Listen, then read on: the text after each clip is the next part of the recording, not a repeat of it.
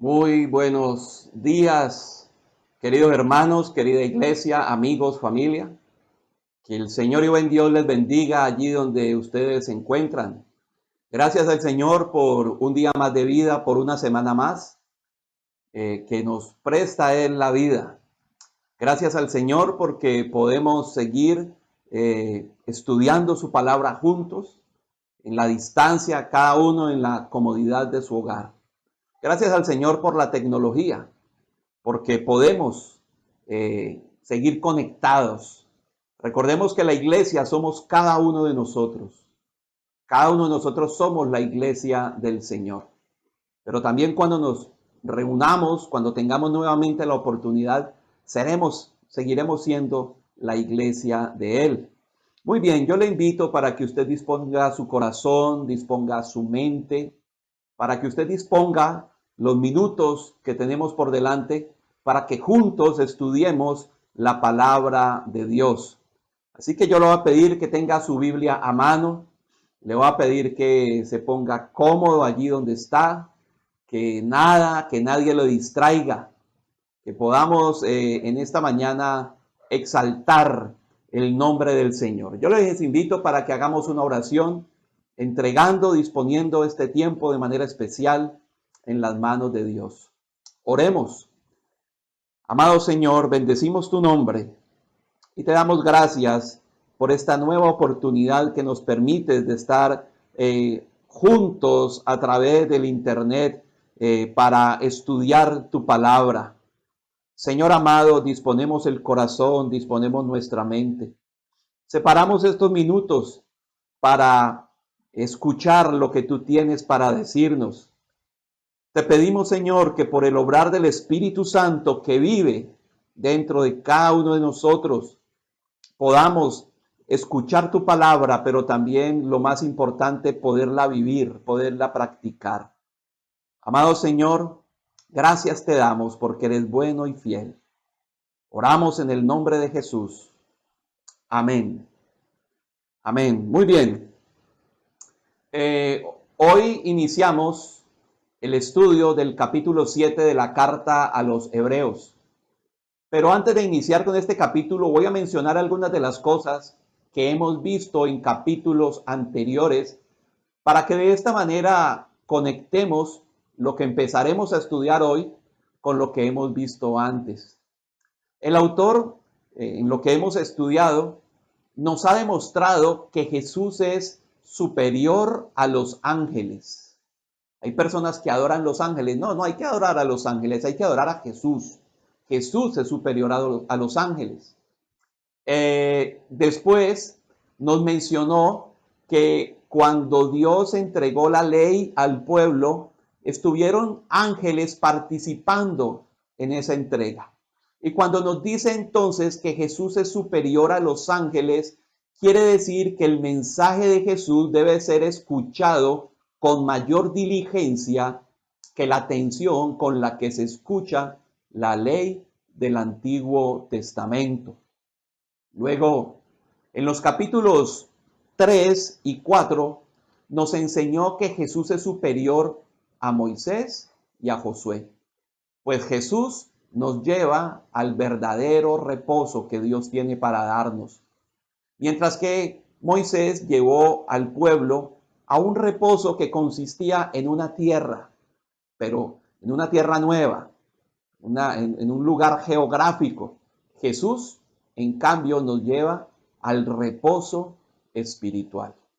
Después de eso, en el capítulo 4, del versículo 14 en adelante, el autor comenzó un tema que es el centro de esta carta: la superioridad de Jesús sobre el sacerdocio levítico. Vimos cómo Jesús cumple con los requisitos que Dios estableció para los sacerdotes.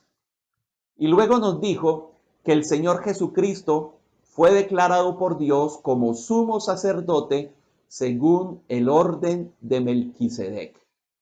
Y antes de seguir hablando de Melquisedec, lo que el autor hizo fue un paréntesis, pues como ya él mismo lo manifestó y lo hemos estudiado, es claro que los destinatarios de su carta no tenían idea de quién era Melquisedec.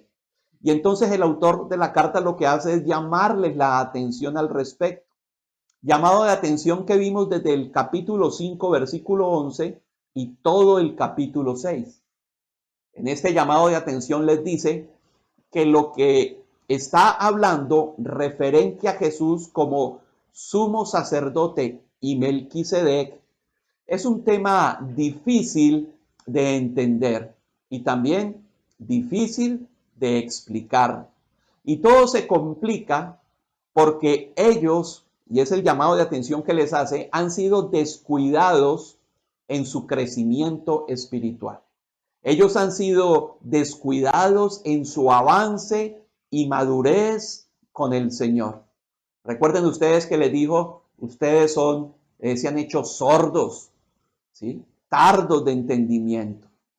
Se han quedado como niños cuando ya deberían ser adultos en su relación con Cristo. Por lo que les habla entonces de Melquisedec y del sacerdocio de Jesús, les dice, ustedes no lo van a entender. Pero también, finalizando ese llamado de atención, habla cosas buenas de ellos. Y lo estudiamos las 2 semanas anteriores. Les dijo que de todas formas en ellos habían evidencias de que eran hijos de Dios. Y los animó a imitar la vida de los grandes hombres de Dios. Y puso como un ejemplo para imitar a Abraham, de quien hablamos ampliamente la semana anterior. Y ahora, en el capítulo 7, viene y retoma el tema de Melquisedec. Y empieza a hablar nuevamente de la superioridad de Jesucristo respecto al sistema levítico de los sacerdotes. Tengamos presente lo siguiente.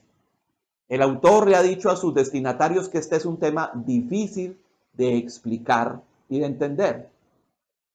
Por eso les animo para que estemos todos muy atentos, pues créanme que si nos descuidamos podemos perder con facilidad el hilo o algunos elementos bien interesantes que Dios nos quiere explicar en estos versículos. Aunque este es un tema difícil de explicar, como el mismo autor lo dice, y difícil de entender también, nosotros creemos, como lo dice la palabra de Dios, que toda la escritura es inspirada por Él y es útil, es de provecho para nosotros.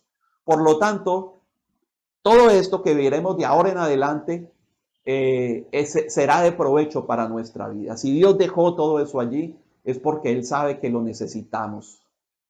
De ahora en adelante, partiendo de aquí del capítulo 7 y por varias semanas, el autor de la carta va a estar hablando del sumo sacerdocio de Jesús. Debemos tener en cuenta que los destinatarios originales de esta carta eran hebreos. Ahora ellos son cristianos, pero desde niños ellos habían sido instruidos en el judaísmo. Y como parte de la instrucción que habían recibido, digamos que ellos aprendieron a depender del sacerdocio levítico para relacionarse con Dios. El tema del sacerdocio es central, fundamental en el judaísmo. Ahora, hablemos algunas cosas acerca de un sacerdote. ¿Qué es lo que hace un sacerdote? ¿Qué es lo que hacía un sacerdote? Un sacerdote traía un mensaje de Dios para el pueblo y a la vez hablaba por parte del pueblo hacia Dios. Aunque para los judíos era un privilegio poder relacionarse con Dios de esta manera, sin embargo, esto era para ellos una cuestión muy complicada, que incluía el sacrificio permanente de animales para poder obtener el perdón de pecados. Espero que usted esté atento y yo esté explicando bien este tema. Ahora, ese sacrificio que ellos ofrecían a través de los sacerdotes para obtener el perdón de los pecados no era para quitar los pecados como sí ocurre con Jesús. Jesús quita el pecado. Con los sacrificios levíticos, los pecados solamente eran cubiertos hasta que estos pecados volvían a surgir. lo cual no tardaba mucho en suceder. Y entonces nuevamente, para que esa persona tuviera sus cuentas a cero con Dios, pues nuevamente tenía que ofrecer un sacrificio por medio del sacerdote. Estos hebreos destinatarios originales de esta carta ahora son cristianos, pero ellos se encuentran en una situación difícil, básicamente originada por la persecución que se ha desatado contra el pueblo cristiano. Y esto está haciendo que ellos, por lo menos, consideren si el camino que han emprendido con Jesús es el acertado. Digamos que ellos están colocando en una balanza los pro y los contra de ser cristianos. Y tienen la opción de regresar a su antigua religión y dejar el cristianismo a un lado. Y entonces seguir de esa manera, dependiendo de los sacerdotes y del sistema de sacrificios de animales para poder relacionarse con Dios. Y de esta manera entonces ser perdonados.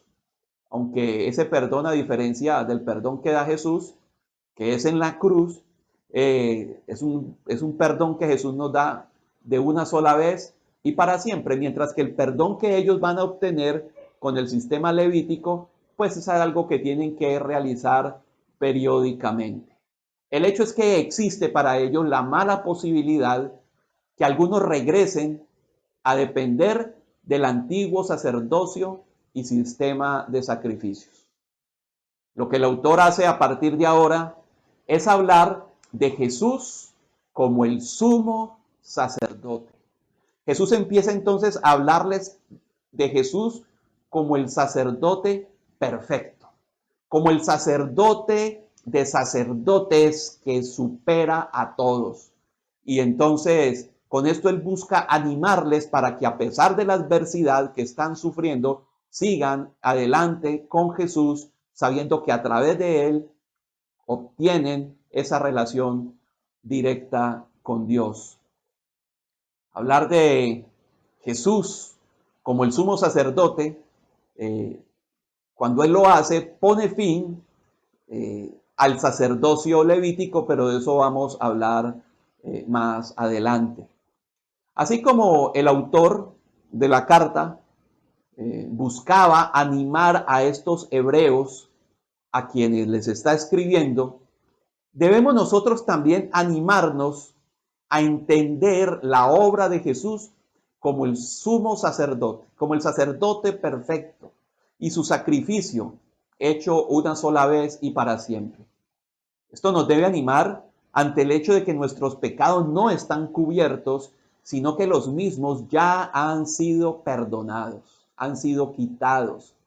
Qué privilegio tan grande el que tenemos nosotros al poder relacionarnos con Dios por medio de Jesús. Qué difícil poder, o quienes se relacionaban con Dios a través de sacerdotes humanos y no a través de Jesús. Que nosotros, que usted y yo, al entender lo que el autor nos está enseñando de Jesús, el sumo sacerdote, nos anime a valorar la vida cristiana y amar a Cristo como el autor y consumador de la fe. Jesús, como sumo sacerdote, nos ha de recordar el precio que se pagó a fin de que el problema más grande que tenía la humanidad, la separación eterna de Dios como consecuencia del pecado, recordar nosotros que en Cristo eso ya ha sido solucionado. Animémonos a sacar provecho de este tema que Dios tiene para nosotros aquí en estos versículos. Toda la escritura es inspirada por Dios. Que podamos sacar provecho, que podamos entender que esto es parte de esa dieta espiritual que Dios tiene para darnos. El autor de la carta, y como lo dice el apóstol Pablo en otra carta en Corintios, a veces hablaban de sus destinatarios como, mire, ustedes han debido seguir tomando leche. Pues bien, en este tema, esto no es leche, esto es alimento sólido que Dios tiene para darnos. Vamos a necesitar entonces estar muy atentos.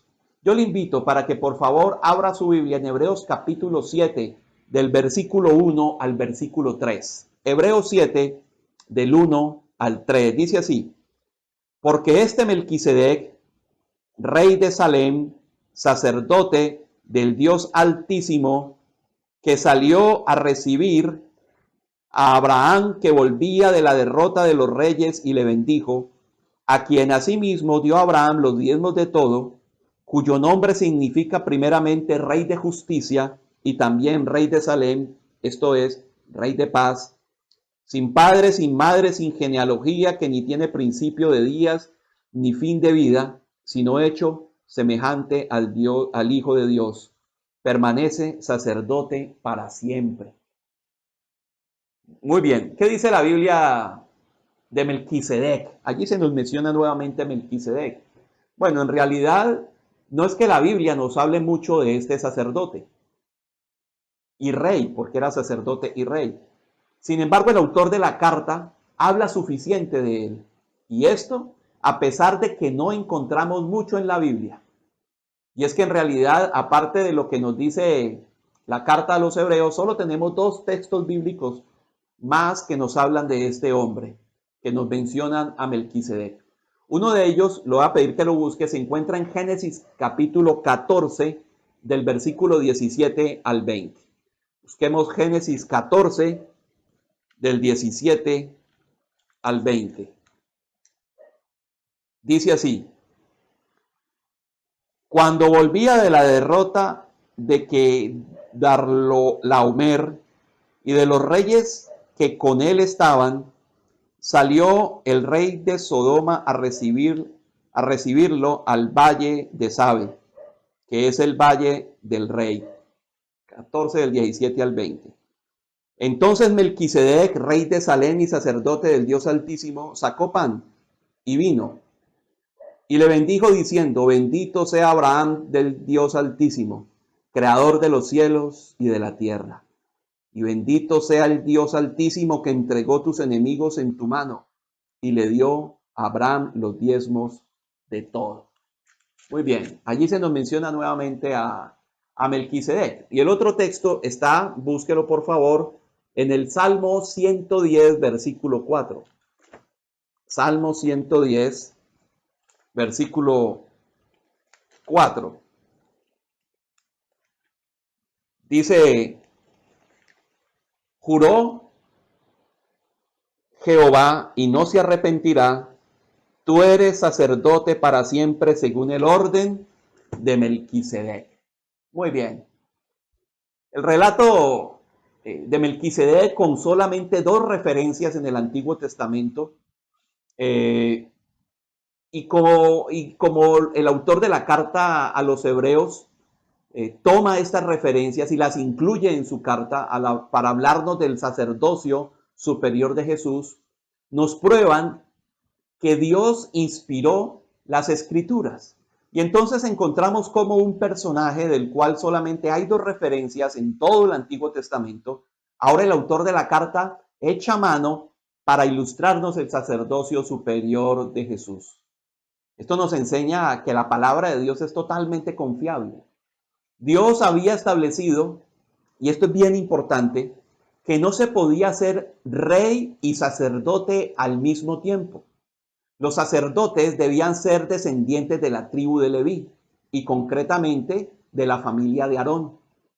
Todos los que no podían ser sacerdotes, ¿sí? Los que eran parte de la tribu de Leví pero no eran de la casa de Aarón, lo que ellos hacían era ayudar a los sacerdotes cantando, tocando algún instrumento.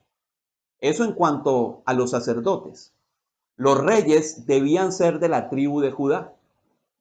No se podía ser sacerdote y rey al mismo tiempo. Sin embargo, Melquisedec nos habla claramente diciéndonos que era rey y sacerdote.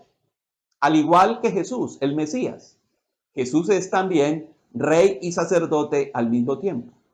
Aun cuando Dios mismo había establecido que esto no se podía. Entonces la pregunta allí es: ¿no hay entonces acaso alguna contradicción en esto, ya que Jesús es rey y sacerdote, al igual que Melquisedec? Bueno, no hay contradicción. Dios no se contradice. Lo que Dios dice es siempre claro y verdadero. Lo que Dios había prohibido en Israel era que alguien que fuera a la vez rey y sacerdote conforme al orden de Aarón o sacerdocio levítico. Jesús es el Mesías. Jesús puede ser rey y sacerdote a la vez, porque Jesús no es sacerdote conforme al orden de Aarón, sino que Jesús es sacerdote según el orden de Melquisedec. Sacerdocio que es mencionado siglos antes de que se instaurara el sacerdocio levítico. Aquello de no se puede ser rey y sacerdote fue con el sacerdocio levítico, pero Melquisedec es desde mucho antes, como lo vamos a estar observando aquí en esta mañana. El Salmo 104 nos dice, y este es un salmo mesiánico, es decir, es un salmo que siglos antes estaba anunciando algunos aspectos acerca del Mesías. Ese Salmo 110 en el versículo 4 dice, juró Jehová y no se arrepentirá. Tú eres sacerdote para siempre según el orden de Melquisedec. Nos está hablando de Jesús. En este versículo se nos deja ver que el sacerdocio según el orden de Melquisedec es permanente. Efectivamente, el sacerdocio de Jesús es el único que permanece para siempre, mientras que el sacerdocio levítico era un sacerdocio temporal. Al ser permanente el sacerdocio de Jesús, creemos, como la misma Biblia lo enseña, que Él está sentado a la diestra del Padre intercediendo por nosotros. Es decir, continúa Jesús en este momento con su tarea sacerdotal. Qué privilegio que tenemos los que hemos confiado en Jesús, entregando nuestra vida en sus manos, saber que Él está en este momento intercediendo por nosotros. No estamos solos. Él está con nosotros y ruega al Padre. Cuando por las circunstancias usted se sienta solo, recuerde que no lo está. Y no solo no lo está, sino que Jesús mismo está pidiendo al Padre por usted. Recordemos algo muy importante, y es que cuando a Jesús lo capturan y lo llevan a casa del sumo sacerdote Caifás, y Caifás le pregunta a Jesús si él es el Hijo de Dios, y Jesús responde que sí, que él lo es. Lo que el sacerdote Caifás hizo fue que rasgó sus vestiduras, rompió sus vestidos. Ese sumo sacerdote Caifás, sin darse cuenta, al romper sus vestidos, lo que estaba diciendo era que se había terminado el sacerdocio levítico, rompió el sacerdocio. No se dio cuenta de lo que hizo, pero eso fue lo que él dio a conocer. Ya no se necesitan más los sumos sacerdotes de la casa de Aarón, de la tribu de Leví, porque ahora Jesús es el sumo sacerdote. El sumo sacerdote. Ahora lo tenemos a Él como quien está mediando por nosotros. Y esto queda confirmado cuando Jesús muere en la cruz y el velo del templo se rasga en dos de arriba abajo, dejando al descubierto el lugar santísimo, el lugar donde estaba la presencia de Dios, lugar al cual solamente el sumo sacerdote podía acceder una sola vez al año. Pero cuando Dios mismo rasga el velo en dos, de arriba abajo, la entrada al Padre queda abierta a través de Jesús, a través de todos los que hemos creído en Él. Jesús aquí le está hablando entonces a los destinatarios de la carta y les está demostrando que vale la pena seguir adelante con Jesús, que ya no se necesita el sacerdocio levítico porque Jesús ahora es el sumo sacerdote según el orden de Melquisedec. Pero hablemos un poco de Melquisedec. Lo primero que se nos dice de él en el versículo 1 es que él es sacerdote del Dios Altísimo. Melquisedec es alguien que aparece en la historia bíblica y luego no se sabe más de él. antes de que apareciera en Génesis, solo tenemos a Abraham como la persona que cree en Dios. Sin embargo, cuando aparece Melquisedec, vemos que no es así y que por lo menos este hombre, Melquisedec, de quien antes no se ha hablado, también es un creyente, y más que creyente es alguien que ha sido constituido como sacerdote de Dios y constituido siglos antes de que se instituyera el sacerdocio levítico. Yo espero que usted no se esté perdiendo, embolatando. Yo sé que, como lo dijo el autor, estas cosas son difíciles de explicar y también difíciles de entender. Y créame que he hecho mi mejor esfuerzo para que esto sea lo más fácil de entender. ¿Quién es Melquisedec? ¿De dónde viene? Sabemos cómo fue que Abraham llegó a conocer a Dios, pero de este hombre Melquisedec, ¿cómo lo conoció? ¿Cómo llegó a ser sacerdote? ¿Había más sacerdotes aparte de él dedicados al culto al Dios verdadero? ¿Cuál es la respuesta que la Biblia nos da a todas estas preguntas? Pues bueno, no hay respuesta. La Biblia no dice nada al respecto. De Melquisedec sabemos lo que la Biblia dice.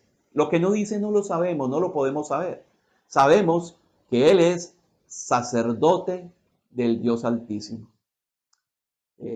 Se nos dice acerca de Melquisedec en el versículo 1 que salió a recibir a Abraham después que Abraham derrotara a un hombre llamado Kedorlaomer y sus aliados.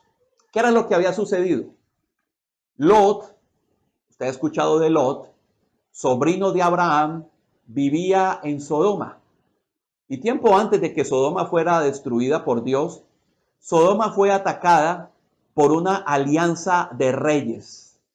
La atacaron a Sodoma, derrotaron a Sodoma, la saquearon y llevaron cautivos, llevaron prisioneros, los sacaron de ese lugar. Entonces Abraham, el tío de Lot, cuando se entera de lo sucedido, dice la escritura, usted lo puede buscar en Génesis después, reunió a 318 criados suyos de confianza, los armó y entonces fue y liberó a su sobrino Lot. Y cuando regresa, es entonces cuando aparece Melquisedec. Él ve que Abraham viene después de esa victoria y haber liberado a su sobrino, y sale Melquisedec y lo bendice. Debe ser que Melquisedec sabía de la fe de Abraham. Abraham recibe la bendición de Melquisedec sin ningún problema. Él no se incomoda o siquiera pregunta, ¿cómo es posible que usted me esté dando una bendición? ¿Quién es usted? No, él recibe la bendición. No lo cuestionó ni siquiera por un momento. Más adelante, los sacerdotes levíticos recibirán de parte de Dios el derecho y la función también de bendecir al pueblo. Pero eso será siglos después. De la misma manera, sabemos por lo que la Biblia enseña que un día, cuando sus hijos, nosotros, hayamos salido de este mundo y vayamos a la presencia de Dios, Jesús también nos recibirá. Dios también nos recibirá. Él estará allí esperándonos, así como Melquisedec recibió a Abraham. Y lo que el Padre nos dirá es, bien, buen siervo y fiel. Sobre poco has sido fiel, sobre mucho te pondré. Entra en el gozo de tu Señor. Un día cuando nos vayamos, el Padre estará recibiéndonos también. Encontramos también aquí, en este versículo 2, que Abraham dio a Melquisedec los diezmos del botín. Recordemos acerca de los botines de guerra. Cuando un pueblo peleaba contra otro y lo derrotaba, no solamente lo derrotaba, sino que se llevaba las cosas de valor. Entre otras cosas, para que esos pueblos no se pudieran levantar tan fácil después. Abraham no solamente recibe la bendición de Melquisedec, sino que Abraham reconoce la superioridad o la autoridad espiritual de Melquisedec y le entrega los diezmos del botín. Y se los entrega como a un representante legítimo de Dios. Melquisedec es un tipo o figura del ministerio sacerdotal perfecto del Señor Jesucristo. Melquisedec recibió los diezmos que Abraham le entregó como reconocimiento a Dios por la victoria. En Cristo Jesús, nosotros de igual manera, por la fe en Él, ya hemos obtenido la victoria. Victoria sobre el pecado y sus consecuencias, recibiendo entonces la vida eterna. Dios no espera que le entreguemos los diezmos de nada en gratitud por la obra de Jesús. En realidad Él espera que le entreguemos todo, nuestro corazón, nuestra vida, nuestro ser, nuestro tiempo, absolutamente todo. Ya no es solamente el diezmo. Y es que Dios lo entregó todo por nosotros para darnos la victoria. Dios entregó nada más y nada menos que a su único Hijo, inocente, santo, perfecto, justo, para que tomara nuestro lugar en la cruz como un criminal, a fin de que todos aquellos que creemos en Él no nos perdamos, sino que tengamos vida eterna. Y entonces al Padre, al entregarlo todo, espera que nosotros le entreguemos todo. Nuestra vida, nuestro corazón, nuestro tiempo, nuestro esfuerzo, lo mejor que tenemos para Él. Eso lo espera Él de nosotros. Encontramos también el significado del nombre de Melquisedec. Melquisedec significa rey de justicia, o literalmente, mi rey es justo. Y también Melquisedec significa rey de Salem, esto es, rey de paz. Salem es Jerusalén y una forma antigua que en hebreo significa paz. El orden de lo que significa Melquisedec, primero rey de justicia y luego rey de paz, es un orden bien establecido. Y es que para que haya paz, primero debe haber justicia. Expliquemos aquí lo siguiente. El hombre sin Cristo se encuentra en guerra con Dios. No tiene paz, ni con Él, ni con nada en la vida. Y ya sabemos en esta guerra quién es el que pierde. Dios entonces toma la iniciativa de obrar justicia para darnos verdadera paz. ¿De qué manera Dios obró su justicia para estar en paz con el hombre? La justicia se hace cuando Jesús paga en la cruz por los pecados de todos aquellos que habrían de creer. En ese momento, quienes creemos somos justificados.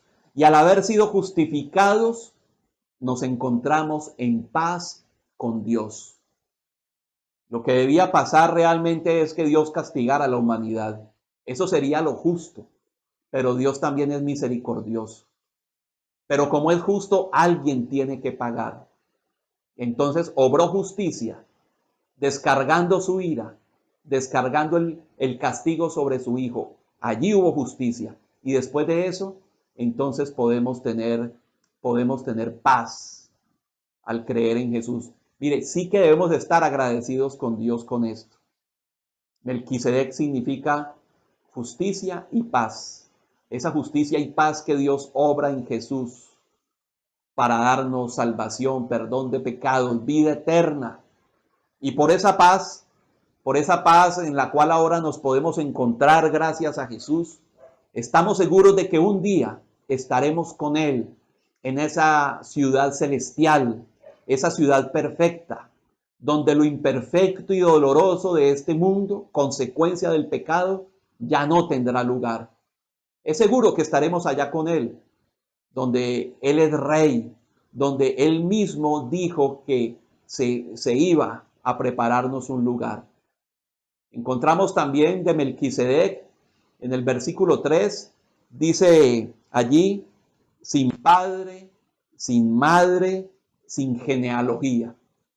En toda la Biblia, incluido Génesis, se le da mucha importancia al tema de las genealogías.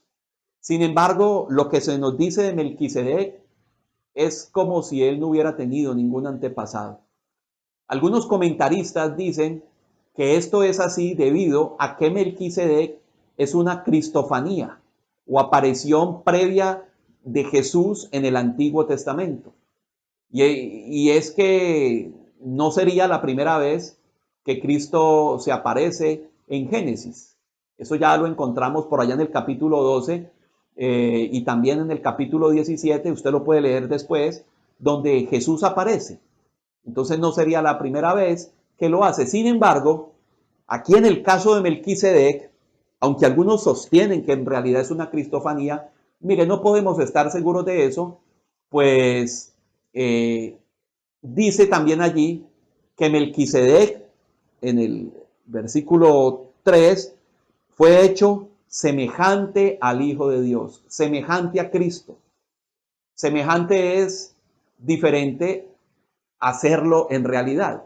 Por ejemplo, Dios hizo al hombre a su semejanza, pero eso no quiere decir que nosotros seamos Dios. Somos semejantes, pero no somos Él. De igual forma, Melquisedec es semejante al Hijo de Dios, no es el Hijo de Dios. Por lo tanto, no podemos asegurar que él sea Cristo. Si tenemos esto en cuenta, entonces, lo que debemos decir es que Melquisedec lo que hace es darnos una idea clara del ministerio que Jesús desarrollaría y no una aparición previa de él. O sea que podemos decir que Melquisedec fue una persona real, un hombre que creía en Dios, que era rey de Salem o rey de Jerusalén, solo que por cómo era su vida, lo convierte en una imagen que algunos nos dicen anunciaba cómo sería el ministerio del Mesías. Melquisedec, como cualquier persona, tuvo papá, tuvo mamá, solo que no son mencionados. Entonces el autor puede decir que él estuvo como sin padre y sin madre. Por otra parte, hay que mencionar que la cuestión del linaje en el sacerdocio levítico era fundamental.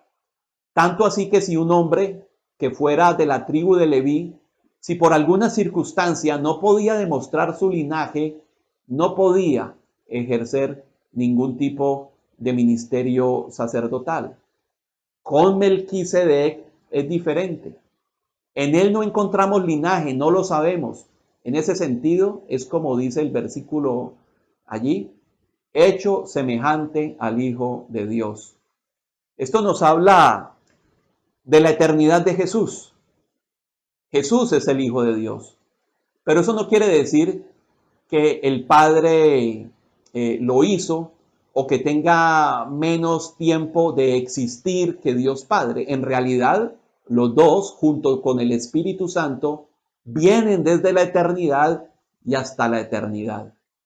Esto de la eternidad de Jesús nos debe llevar a pensar y agradecer porque siendo Jesús quien es, se hizo hombre, tomó nuestro lugar a fin de salvarnos. No tenía por qué hacerlo. Él no nos necesita. Él siempre ha sido y seguirá siendo Dios, con nosotros o sin nosotros. Pero por amor dejó la eternidad. Vino aquí a la tierra como hombre. Entró al tiempo y al espacio. Se hizo como una de las criaturas que Él hizo con tal de salvarnos. Esto nos habla del gran amor con que Él nos ama. Nos habla de la grandeza de Dios, de su misericordia, de algo que no logramos comprender. Y es el inmenso valor que Dios le da a las personas, al punto que estuvo dispuesto a hacer lo que hizo por nosotros. Esto es algo que no nos cabe en la cabeza.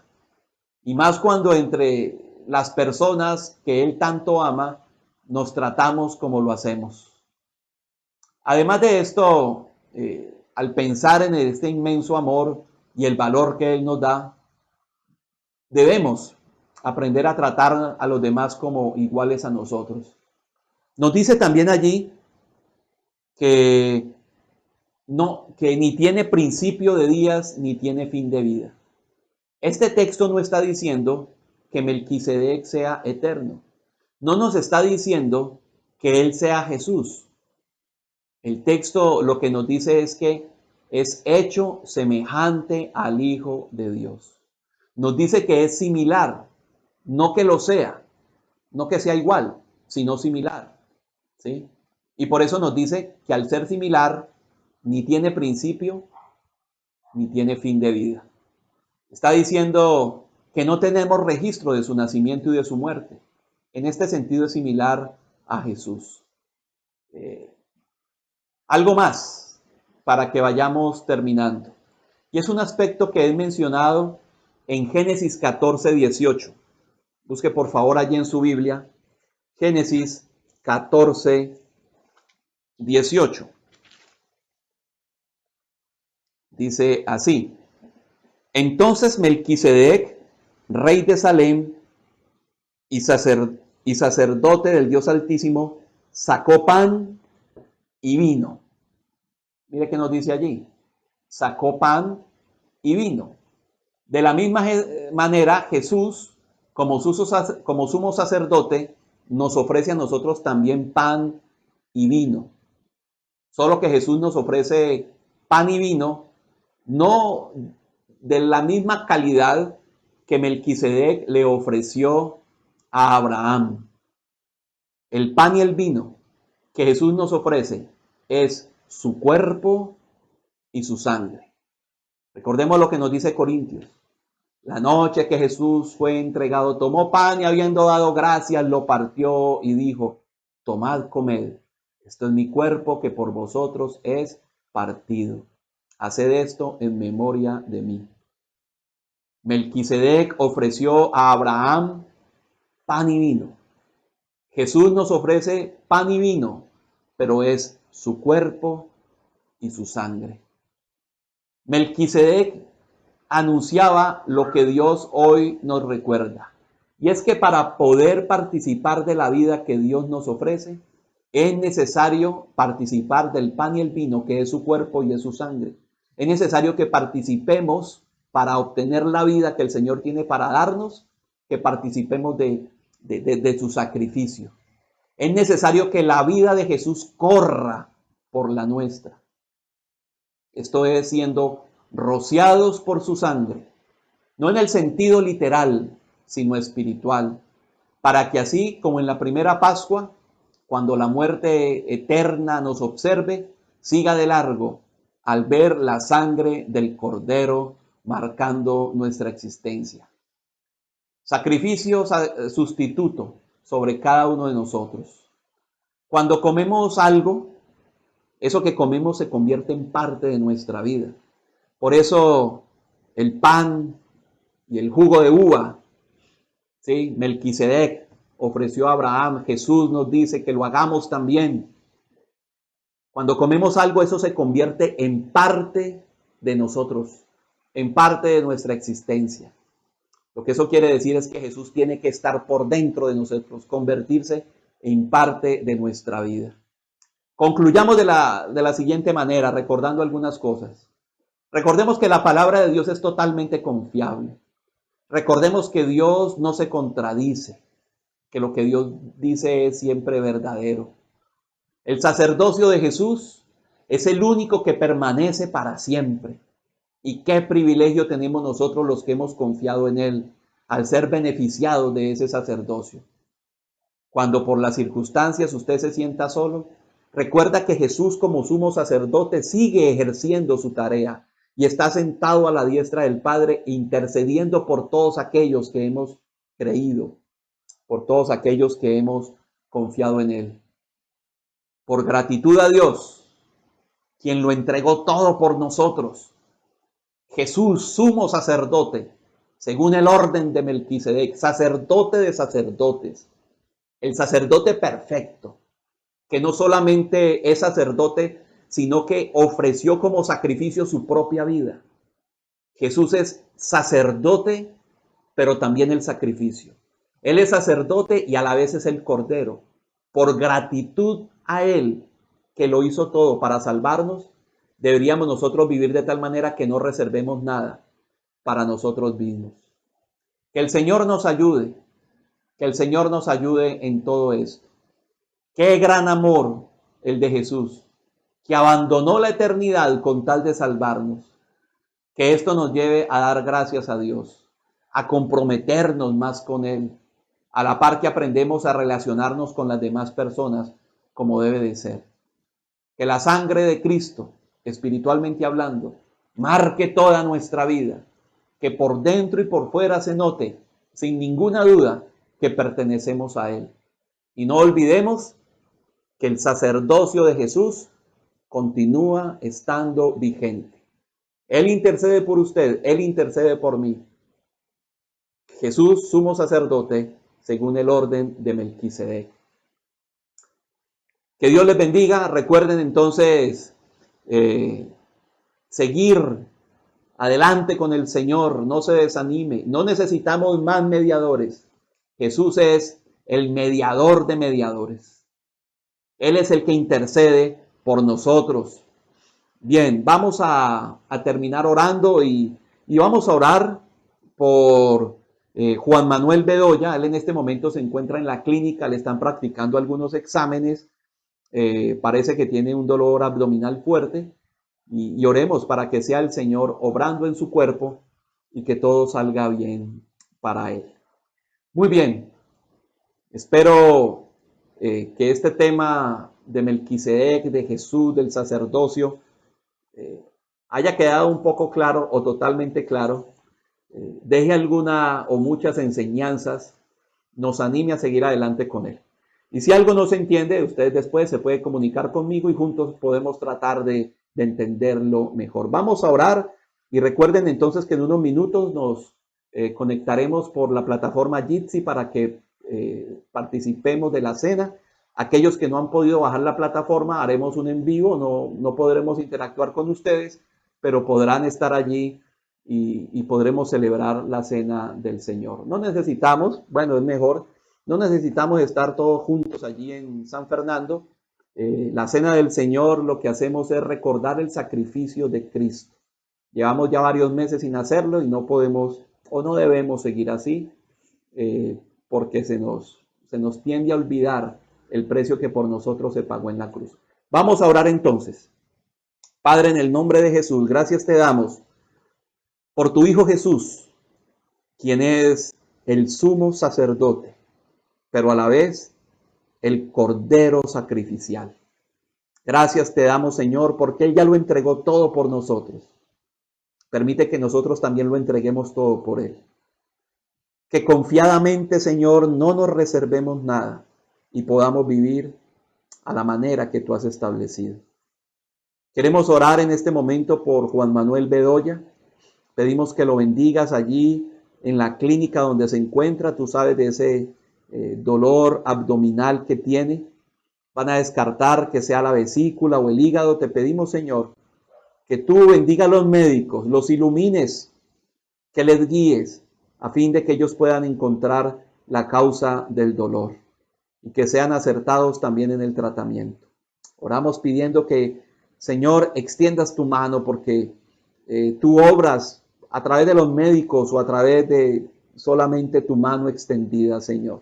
No sabemos qué quieres hacer en este momento, pero pedimos que extiendas tu mano y alivies el dolor que nuestro hermano Juan Manuel tiene. Gracias, Padre, porque tú cuidas de él, como cuidas de todos nosotros, Señor. Te bendecimos, te adoramos, te alabamos, te exaltamos y te damos muchísimas gracias. En el nombre de Jesús. Amén. Que el Señor y buen Dios les bendiga. Recuerden, en 15 minutos nos volvemos a encontrar, o sea, más o menos 11:20 más o menos. Nos volvemos a encontrar mientras usted prepara el pan, el jugo. Y recuerde también tener en su mente y en su corazón palabras de gratitud para Jesús, aquel que te salvó y me salvó. Porque de eso se trata la cena.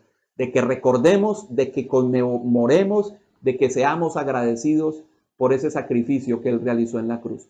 Que el Señor y buen Dios les bendiga ricamente y recuerden las actividades de esta semana. Seguimos estudiando Seguro en Cristo, alborada de oración, miércoles y viernes 6 de la mañana. Los que no nos han acompañado les invitamos, acuéstese un poco antes para que se levante también un poco antes y de 6 a 7 podamos orar juntos como iglesia.